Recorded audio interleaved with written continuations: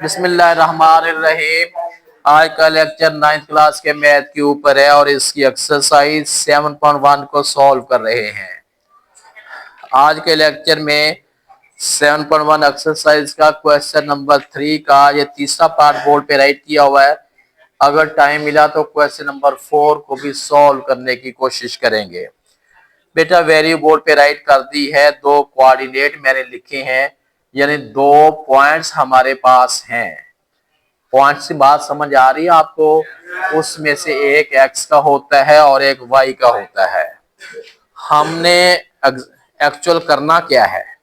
हमने करना बेटे ये है कि इनके दो पॉइंट के दरमियान जो फासला है, लेंथ है, वो कितनी है। एक तो ये बात करनी, पहले हमने ये करनी है। दूसरा है कि जब एक लाइन आ जाएगी उसका वस्ती नुक्ता जो जिसको मिड पॉइंट कहते हैं, हम वो कैसे डेरिवेट करेंगे। यहाँ हम जो है सिर्फ फार्मूले का सहारा लेंगे, ना कि वो ग्राफ पेपर लेके ग्राफ बना के फिर स्केल से मापेंगे, वो इतना टाइम नहीं है। जो हमें आपकी बुक में यहाँ उन्होंने ग्राफ का मेथड यूज नहीं किया हुआ, सिर्फ दो फार्मूले हमें दे दिए हैं। फासले का फार्मूला भी दे दिया जिसको लिखा हुआ है फासले का कुलिया, और दूसरा मिड पॉइंट फाइंड करने का फार्मूला जिसको उन्होंने कहा है कि वस्ती नुक्ता का मालूम करना। सबसे पहला फासला है, इसको हम फोकस करते हैं। आपके पास जो बेटा ए बी है तो आपने ए बी लिख लेना है। इधर फार्मूला हमारे पास है x2 x1 होल स्क्वायर है, प्लस इधर बेटे हमने लिखना है y2 y1 होल स्क्वायर है, होल अंडर रूट है। जब तक आपको फार्मूला नहीं आएगा क्वेश्चन सॉल्व हो ही नहीं सकता। वो दे रहे मैंने वो करना प्लस माइनस। अच्छा, अब बेटे यहाँ पे कुछ कॉम्प्लिकेशन बच्चों को हो जाती है कि x2 और x1 का मतलब क्या है। x2 x1 का मतलब कौन बच्चा मुझे बता सकता है कि यहाँ मैं x1 x2 राइट करता हूँ, y1 y2 राइट करता हूँ, इसका कोई कॉन्सेप्ट है जो बस वैसे ही मैं लिखता जा रहा हूँ। बेटे देखें, पहली वैल्यू हमारे पास a है ना, पहले a है तो a के ये जो कोऑर्डिनेट है, एक x का होता है एक y का होता है। ये एक रूल है, एक x का होता है और एक y का होता है। अगर a पहले है, a के ये दोनों वाले पोर्शन जो है ये x1 कहलाएगा और ये y1 कहलाएगा। b बाद में आता है तो b के पोर्शन ये x2 है और ये क्या है, y2 है। उसके बाद सिर्फ हमने इसके अंदर जो है वैल्यू पुट कर देनी है। इसके अंदर हमने क्या करना है, वैल्यू पुट कर देनी है। x2 पहले x2 की वैल्यू आपने पहले लिख लेनी है, -3√5 है। फार्मूले का साइन है। x1 की हमारे पास ये वाली वैल्यू जो है, अगर नेगेटिव साइन होता है ना तो आपने इनटू लगा के उसे करना है। ये हो गया है, और ऊपर होल स्क्वायर है वो आपने करना है। साइन प्लस क्या है, आगे है y2 हमारे पास यहाँ पे 5 है। ये साइन जो है फार्मूले का वो लिखना है। y1 का साइन अगर प्लस का हो तो फिर इनटू जो लगाते हैं इसकी जरूरत नहीं है। अगर यहाँ पे प्लस हो तो फिर इनटू नहीं लगाना, यानी ब्रैकेट नहीं लगानी। अगर माइनस का साइन वैल्यू का अपना साइन है तो फिर आपने यहाँ पे इनटू लगा के उसकी वैल्यू लिखनी है। लिखने के बाद आपने ये होल स्क्वायर करना है और उसके बाद क्या है, होल अंडर रूट है। इक्वल का साइन आपने लगाते जाना है। आप बेटे देखें, -3√5 है, साइन से साइन मल्टीप्लाई साइन ये हो जाएगा, क्या हो जाएगा हमारे पास, क्या हो जाना है बेटे, ये हो जाएगा प्लस है। उसके बाद ये +5 है, ये भी माइनस है, ये भी माइनस है, ये मिल के साइन प्लस का हो जाएगा, और होल स्क्वायर है, होल अंडर रूट है। इसका भी बेटा स्क्वायर करना है। बेटा बोलने का टाइम शुरू हो गया, काम रोक दूं? अगर आपने बोलना है तो फिर काम रोक देता हूँ। मेरा का 5 मिनट का सर्कल टाइम लगेगा पीरियड खत्म होने में, क्योंकि आपका पेपर शुरू हो जाना है। यहाँ आपने इसको सॉल्व करना है बेटे। अंडर रूट 5 है, इसमें से निकालते हैं तो ये 2√5 बन जाएगा, क्योंकि 1 प्लस का है 2, ये 3 जो है माइनस क्या है, बड़ी वैल्यू का साइन आएगा। बेटा जो बच्चा बोल उससे नाम नोट करना, जरा जो बच्चा बोल रहा है उसके नाम नोट करना। ये हो गया बेटे। उसके बाद अब हमने इससे सॉल्व करना है। प्लस है 5 है प्लस 1/3 है, इससे आपने सॉल्व करना है। आप ऐसा करें, इनके एलसीएम ले लें। एलसीएम 3 है, 3 को 5 से मल्टीप्लाई करते हैं, ये 15 बनेगा, प्लस ये 1 बनेगा, ये होल स्क्वायर है, होल अंडर रूट है।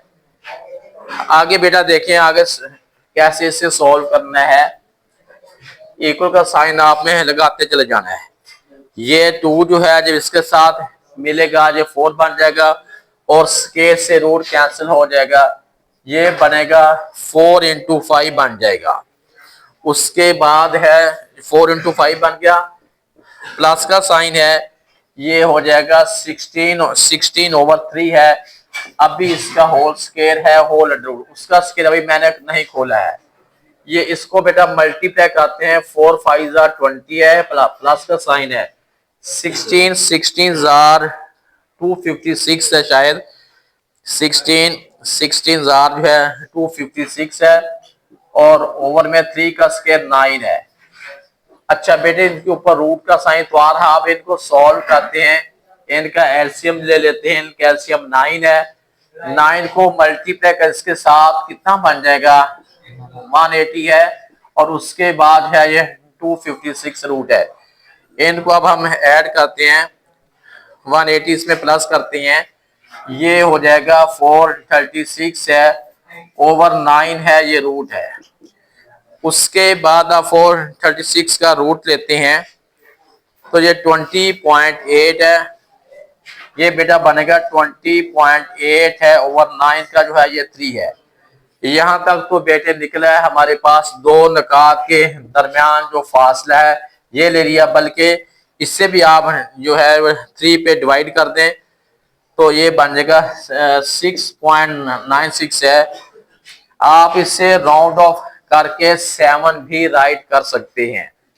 ये बेटा हमने लिया है दो नकात के दरमियान जो फासला है हमने वो ले लिया, और उसके बाद अब इसका जो सेकंड पार्ट है वो क्या है, वस्ती नुक्ता निकालना, यानी मिड पॉइंट जिसको कहते हैं।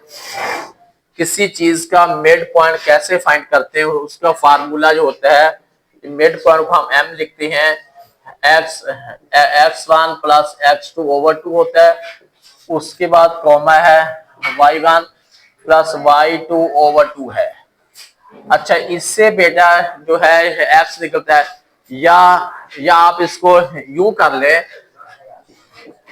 x is equal to x1 plus x2 over 2 है, और उसके बाद है y is equal to y1 plus y2 over 2 है। यहाँ पे बेटा आपने इसकी वैल्यू जो है वैल्यू पुट करनी है। x1 की वैल्यू हमारे पास कितनी है, x1 की वैल्यू √5 है, और x2 की वैल्यू -3 √5 है, ओवर में 2 आ गया, और ये x की वैल्यू आ रही है। y की वैल्यू हमारे पास क्या है, y1 जो है -3 है, प्लस y2 हमारे पास जो है ये 5 है, ओवर 2 है। नाम नोट कर रहे हैं ना जो बच्चा बोल रहा है। अभी गुलाम सब आते हैं, बात करते हैं। ये बेटा देखें, ये दोनों साइन सेम है। जब साइन सेम होते हैं ना, साइन वही रहता है, वैल्यू ऐड हो जाती है। 5 रूट है, ओवर 2 है। उसके बाद बेटा अब इसे सॉल्व करते, पहले इनको सॉल्व करना पड़ेगा। साइड पे 1/3 है प्लस 5 है, इनका बेटे एलसीएम 3 ले लिया, ये 1 का 1 वैसे 3 5 15 है, 3 5 ये 15। इसमें से बेटा ये 1 को सब्ट्रैक्ट करना पड़ेगा, ये बनेगा 14/3 है, 14/3 है, मल्टीप्लाई ये 1/2 है। ये बेटा y की वैल्यू बन जाएगी, इससे कैंसिल होके y की वैल्यू बनेगी 7/3। इससे कैंसिल करते हैं 2√5 है और दूसरी y की वैल्यू हमारे पास है 7/3। वस्ती नुक्ता जो मिड पॉइंट हमने लिखा है वो √5 है और उसके बाद है ये 7/3 है। ये बेटा ये आपका रिक्वायर्ड आंसर है। बेटा इस टाइम के अंदर सिर्फ एक पार्ट ही सॉल्व हो पाया।